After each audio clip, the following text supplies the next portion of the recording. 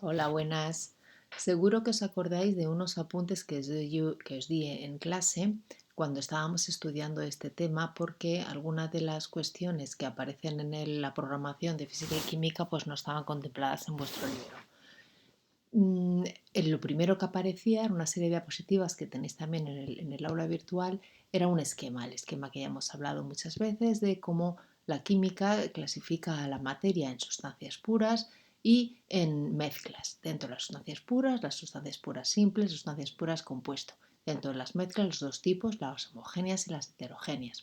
Aquí yo os apunté en su día también en qué páginas del libro teníais que ir a leer para ampliar un poquito cada uno de los conceptos que ven aquí señalados. Lo que más me interesa recordar de esta diapositiva son los métodos físicos de separación y los métodos químicos de separación.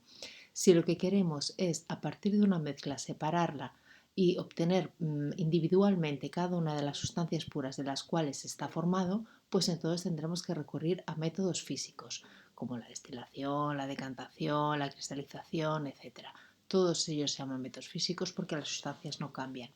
Sin embargo, si queremos a partir de una sustancia pura compuesto, que son aquellas en cuya estructura aparece más de una clase de átomo, obtener otra sustancia simple, lo que tenemos que recurrir es a métodos químicos de separación. ¿Por qué se llaman en este caso métodos químicos? Bueno, pues porque la sustancia inicial, la sustancia pura compuesta y la sustancia final, la sustancia pura simple son completamente distintas. No tengo lo mismo al principio que al final. Recordad que los átomos son las piezas con las que se construyen las sustancias, pero una vez realizada una construcción ya queda determinada el tipo de sustancia del que estamos hablando y por lo tanto todas sus propiedades. Bueno, a mí me gusta trabajar en este momento para reforzar el concepto de sustancia pura simple, sustancia pura compuesto y que esta última no se mezcle con el concepto de mezcla con la teoría cinético-molecular que os recuerdo que juega imaginando a los átomos como una especie de esferas. Yo tengo aquí, bueno, pues he dibujado en azul el oxígeno, en rojo el hidrógeno, el carbono en verde, el nitrógeno negro, porque me ha parecido de esos colores.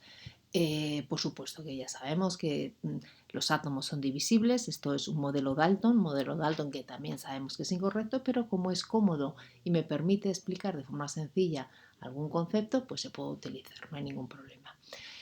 Combinando, por ejemplo, uno de oxígeno con dos de hidrógeno, genero esta sustancia, la fórmula química sería H2O y es una sustancia pura compuesto, porque tiene átomos de oxígeno y átomos de hidrógeno.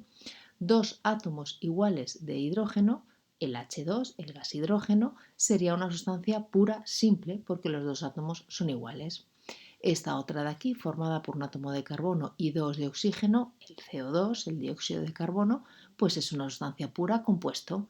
Esta de aquí es el gas nitrógeno, el que estamos respirando ahora mismo, dos átomos de nitrógeno, sustancia pura simple. Si quiero representar al carbono, por ejemplo el grafito, la punta de vuestro lapicero, pues simplemente con el símbolo, en este caso la esferita verde, lo dejo hecho, sustancia pura simple. Y aquí un átomo de carbono y 4 hidrógeno, CH4, el tetrahidro de carbono, también llamado metano, sustancia pura compuesto. En el momento en que yo mezcle dos o más sustancias puras, que son todas las que hay aquí puestas, puras, tendré una mezcla de esas sustancias. Por ejemplo, si yo me planteo dibujar una mezcla de sustancias puras simples, luego una de sustancia pura simple y otra compuesto, pues mira, y luego la mezcla de sustancias puras compuestos, pues puedo proponer, por ejemplo, esta sustancia de aquí. ¿Qué es lo que puedo hacer? Pues puedo combinar esta de aquí. No me vale para el primer caso porque es una sustancia pura compuesto. Pues por ejemplo, esta y esta. Es decir, en un mismo espacio existen parejas de dos bolitas rojas y parejas de dos bolitas negras. Es una mezcla de dos sustancias puras simples. Una mezcla de una sustancia pura simple y otra compuesta, pues por ejemplo estas dos, y tendría una mezcla de hidrógeno y de agua. O por ejemplo estas otras dos, y tendría una mezcla de nitrógeno y de dióxido de carbono, tal y como vimos en la diapositiva anterior. Y si quiero una mezcla de sustancias puras compuesto, pues por ejemplo puedo reunir a estas dos y entonces lo que tengo es una mezcla de agua y CO2, o esta con esta. Pero fijaos, que cuando yo tengo un sistema material, ahora mismo si pienso en todo lo que hay aquí como un único sistema material, yo diré, pues lo que tengo es una mezcla exactamente de 1, 2, 3, 4, 5, 6 sustancias. De todas esas sustancias, esta y esta son sustancias puras simples, lo sé porque los átomos que las forman son idénticos, y las otras tres, esta y esta, son sustancias puras compuesto, lo sé porque los átomos que las forman son al menos de dos clases. Es muy ilustrativo utilizar esta serie de modelos para reforzar el concepto de sustancia pura compuesto, esta, del concepto de mezcla. Una mezcla puede ser, por ejemplo, esta y esta de forma independiente. Y las dos son puras, simples, pero es una mezcla. Espero que no os haya liado más, todo lo contrario. Bueno, una vez que tenemos las mezclas, ya hemos repasado en el vídeo anterior, lo que queremos es muchas veces separarlas. Esto es una tabla resumen de todas ellas. De 3 posibilidades de mezclas homogéneas, 3 posibilidades de mezclas heterogéneas. Líquido-líquido, sólido-sólido, líquido-sólido, líquido-líquido, sólido-sólido, líquido-sólido. Bueno, si tengo dos líquidos mezclados de forma homogénea, voy a aprovechar la diferencia de temperatura de ebullición de los mismos o la distinta afinidad por un disolvente concreto para hacer o bien una destilación o bien una cromatografía. Como ya sabéis, si tengo una mezcla homogénea, no distingo a esos dos sólidos que están mezclados, puedo bien hacer una extracción con disolvente aprovechando la solubilidad en unos disolventes u otros de uno de ellos, o si uno de ellos tiene propiedades magnéticas, pues puedo utilizar un imán. Si la mezcla homogénea es de un líquido con un sólido, por ejemplo el agua con la sal, recurriré a una cristalización aprovechando la temperatura de ebullición, de vaporización del disolvente, que suele ser agua. Basamos a las heterogéneas entre dos líquidos, agua, aceite, es el caso más común, pues puedo hacer una decantación y me aprovecho de la distinta densidad que tienen las sustancias que están mezcladas. Si la mezcla heterogénea es entre dos sólidos, pues puedo utilizar una criba, que sabéis que separa por tamaño de partículas, o de nuevo aprovechar con un imán si uno de ellos tiene propiedades magnéticas. Y las mezclas heterogéneas de un líquido con un sólido se separan normalmente con filtración. También aprovechan el tamaño de la partícula del soluto, que es lo suficientemente grande para que no atraviese los agujeritos que tiene el papel de filtro. Este tipo de mezclas homogéneas, sólido-líquido, no se pueden separar, por ejemplo, por filtración, porque en este caso, el caso homogéneo, el sólido está a un tamaño tan pequeño que atraviesa, lo mismo que atraviesa el disolvente, los pequeños agujeritos que tiene el papel de filtro. ¿Vale? Bueno, muy rapidito porque era de repaso. Nos vamos a centrar, como os decía, en las mezclas homogéneas o disoluciones, dos o más sustancias, pero que para nuestra visión es indistinguible, no las podemos distinguir. Vamos a pensar solamente en dos sustancias que están mezcladas. La que esté en menor proporción se llama soluto, puede haber más de uno, insisto que nosotros vamos a trabajar solamente con uno, y la otra sustancia de la mezcla, la que está en mayor proporción, vamos a llamarla disolvente. Un par de excepciones. Si uno de los dos componentes de la mezcla es sólido y el otro es líquido, aquel que sea líquido va a ser considerado disolvente, aunque esté en menor proporción. Ojo con esto. Pero es que además, pensad por ejemplo en dos sustancias líquidas mezcladas. Me da igual quiénes sean. Si una de ellas es el agua, siempre va a ser el disolvente, independientemente de que esté en mayor o menor proporción. ¿De acuerdo?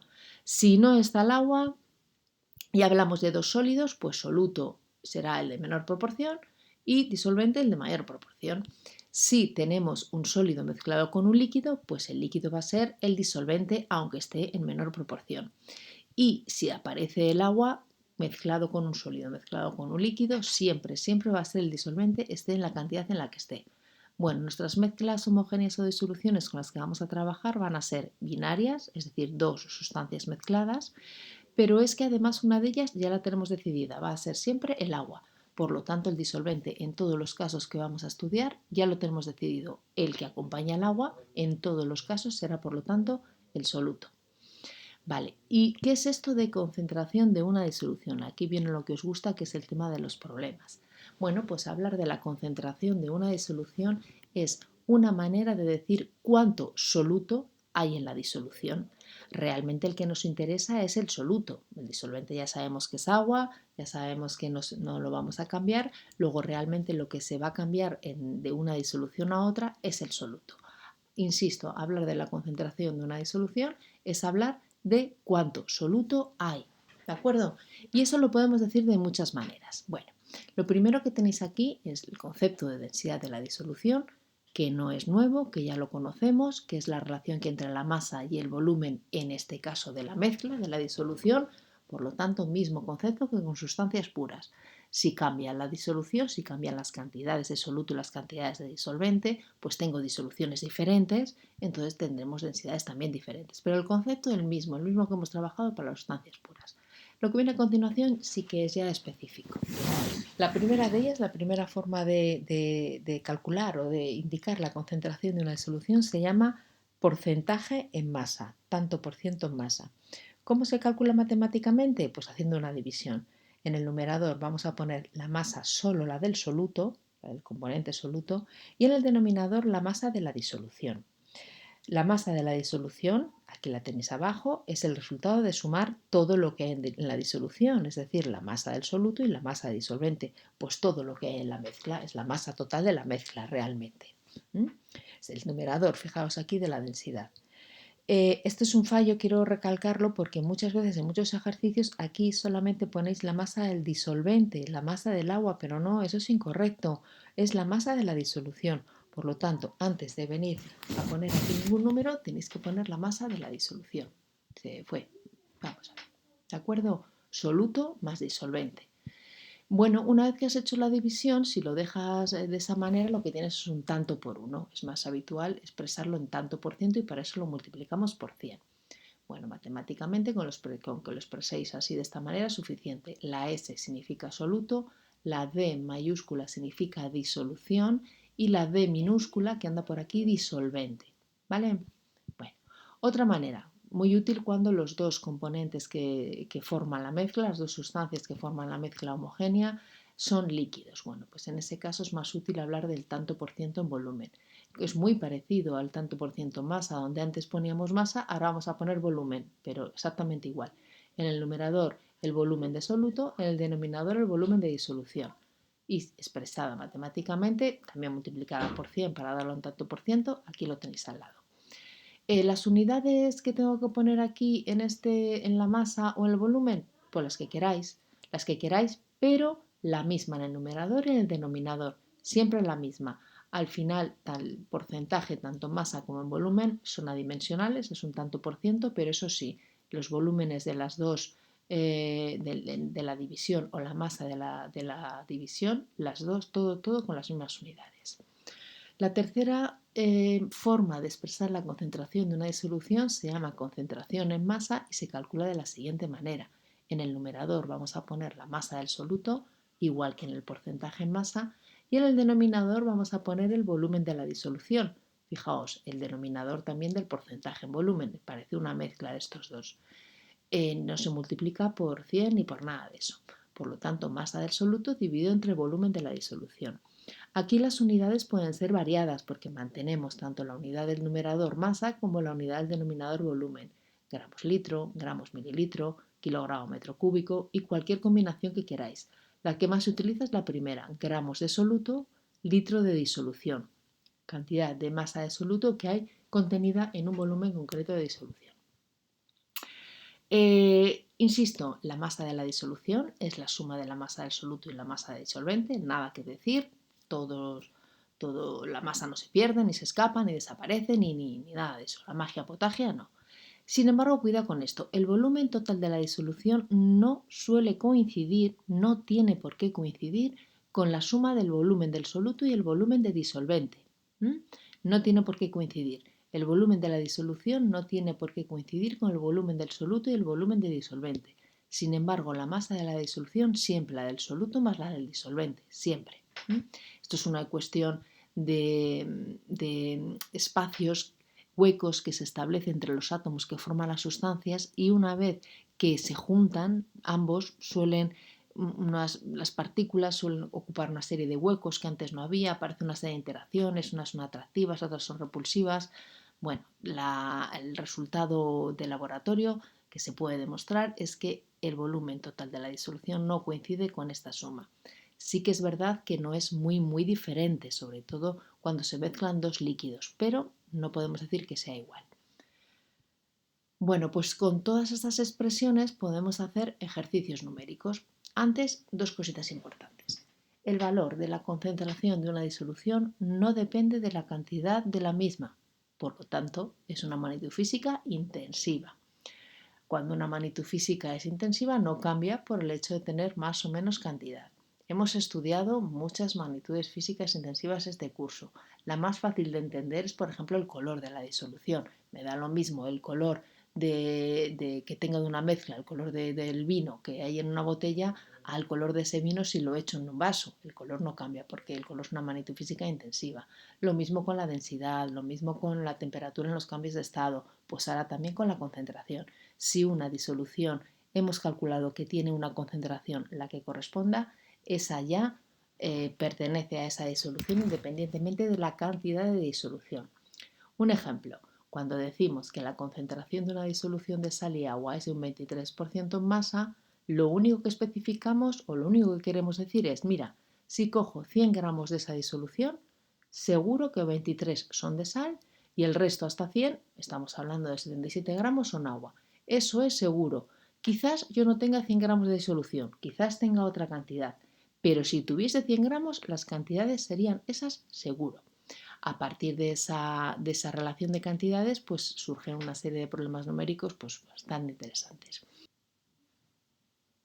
Un ejemplo típico de ejercicio numérico que tiene que ver con lo que estamos estudiando en este tema es el que tenemos aquí a continuación y que voy a comentar con vosotros.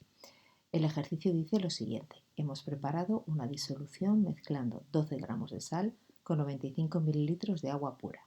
En esta primera frase yo ya he detectado dos datos que voy a necesitar, que es el soluto, la cantidad de soluto en masa, 12 gramos, y la cantidad de disolvente. Voy a trabajar con agua pura, 97 mililitros. La cantidad de disolvente la tengo en volumen. Bien, volumen final de la disolución, una vez hecha la mezcla, el volumen resultó ser de 99 mililitros.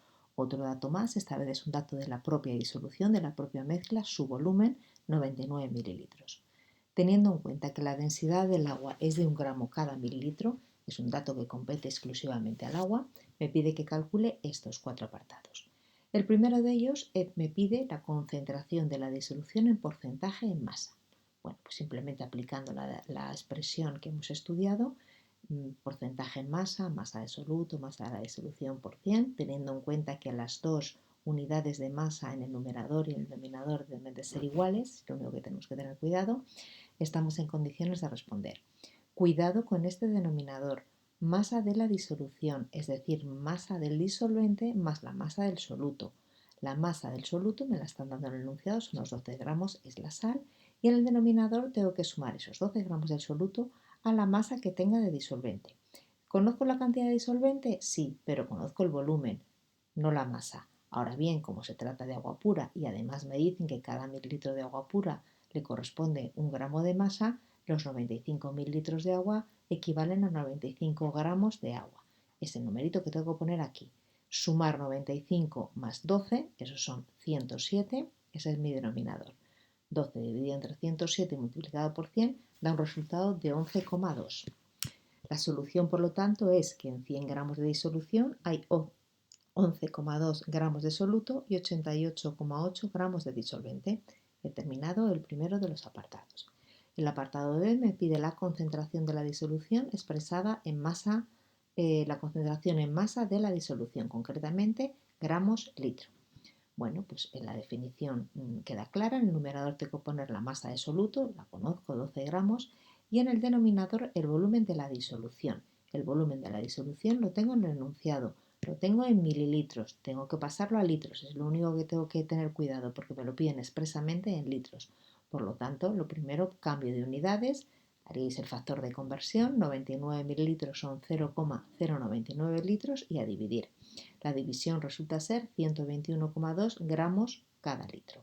Es decir, que si yo cojo, si dispongo de 1 litro de esa disolución, de un volumen de 1 litro de esa disolución, seguro que en esa mezcla hay 121,2 gramos de sal. Es otra forma de expresar la concentración de esa disolución. El apartado C me pide que le diga la densidad de la disolución.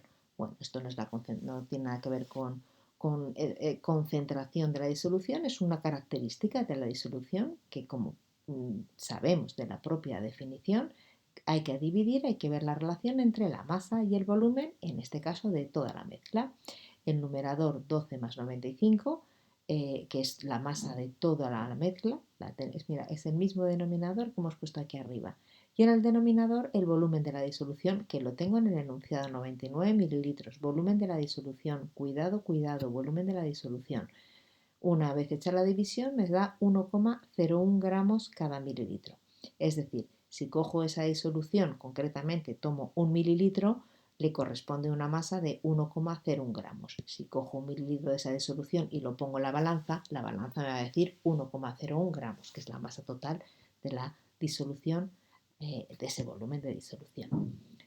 Bueno, el apartado D pide dos cositas, tiene dos interrogantes. ¿Qué volumen de disolución debo tomar si necesito 5 gramos de sal? Fijaos que me están pidiendo cuánta soluto y lo que voy a medir es el volumen de disolución.